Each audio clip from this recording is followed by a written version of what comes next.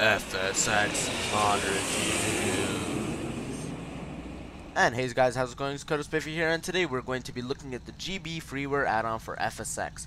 We are at Herrera International Airport in the Dominican Republic, and I chose this location because the Dominican Republic is just such a great place to do speedy VFR. And let me tell you, this baby is fast with a huge engine.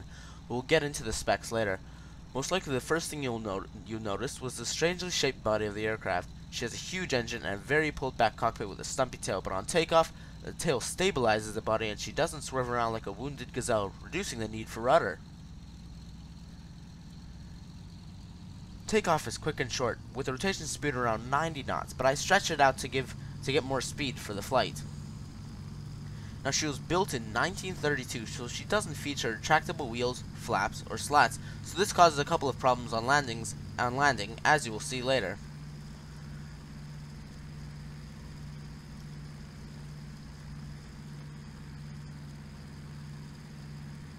Now, the Gee Bee is very fast, as you would expect from a plane built as a racer. Her top speed is 473 kilometers an hour, which is about 255 knots, and this allows her to be very agile as well. The aircraft can cruise for 3.7 hours at a cruise speed of 225 knots for about 803 nautical miles. Her power plant is a massive Pratt & Whitney R1340 Wasp, and the engines 1,244 cubic inches house the 9 air-cooled cylinders that propel this beauty through the air. Now, the FSX rendition of such an aircraft could not be more accurate. Made by Warwick Carter, the plane is a joy to fly and even race, although I've not tried the latter. She's fully animated and flies very enjoyably, so you won't be disappointed. Now let's have a look at the virtual cockpit. Alright guys, so now we're back in the Gee Bee's cockpit, and this cockpit is absolutely beautiful. It's interactive, fully 3D, and it's very, very good quality with the modeling. Now, if you look at the gauges, the first thing you'll see on the left are the two engine gauges for the temperature and the oil pressure per square inch. Then we go along and we look at the airspeed. Now, this plane can do like an excess of like 300 miles per hour. It's insane. It's very, very fast. Then we can also look over at the tachometer. Currently we're hovering at a good 2,200 rotations per minute on the engine. I think that's very good considering the engine. And now we have our fuel gauge, our vertical speed indicator, and finally our altitude. We also have our turn, not sure what the official name is, but we have our turn indicator, and this beautiful little case for the compass. I thought it was really neat when I first saw it. Like, it's kind of plated, it looks like brass, and it's got the compass inside. Very clever. And you also got your magneto, because obviously we can switch our engines off.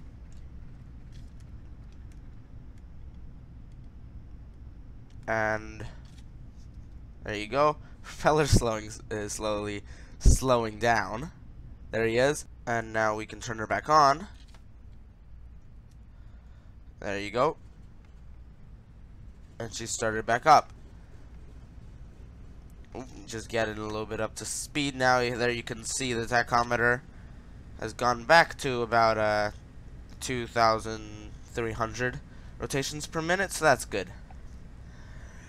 Let's just gain a little bit of altitude and have a look at these little panels at the bottom. So now this panel at the bottom, what does it have? It has our master battery, it has our starter, and it also has our pitot. Now the panel lights, unfortunately, it is interactive. Sorry, I just didn't see that before. It is interactive. It's fully interactive. Everything you can interact with, everything in the cockpit, like the stick. Well, obviously you need to have a mouse yoke for that to work. You need to. Sorry, getting a little low there. You can interact with all the throttle quadrants with all these things. You can set the altitude, like, to calibrate it. You can obviously work with the magneto. All this stuff you can work with. A very good model of it. I love this. I love this cockpit. I wish that all freeware planes were like this, because once again, right, this is a freeware plane. And by the way, I just opened the canopy. This is a freeware plane, and I think it's a very good deal for a freeware plane because it's very excellent modeling. Let's have a look at this. We have our brake. Now, obviously, this is the parking brake. It's not the speed brake because this plane is from an era when they didn't have speed brakes. At least this plane doesn't have a speed brake. Let's look down at the bottom. We have our throttle controller and mixture. There you go. There's half. There's idle, half again, and full throttle. There you go, guys. So that's the VC. Alright, so as we land up for landing at Maria Montez International, about 66 nautical miles away from Herrera, we need to review a couple of pointers about landings in the Gee Bee. Number 1. The rudder is small, so it must be applied gently but adequately for a successful landing on the runway, as you can see me doing now.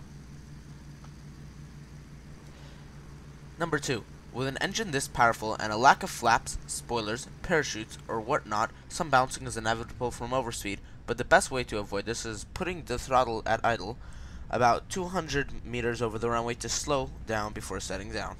Number 3. If the situation becomes dire, do a go-around. Hitting the brakes as you bounce only flips the aircraft. I was rushing a little bit to land, so I did end up slamming on the brakes and flipping over. However, I had damage detection off and did survive the landing. Heh. Now let's fast forward a bit to final.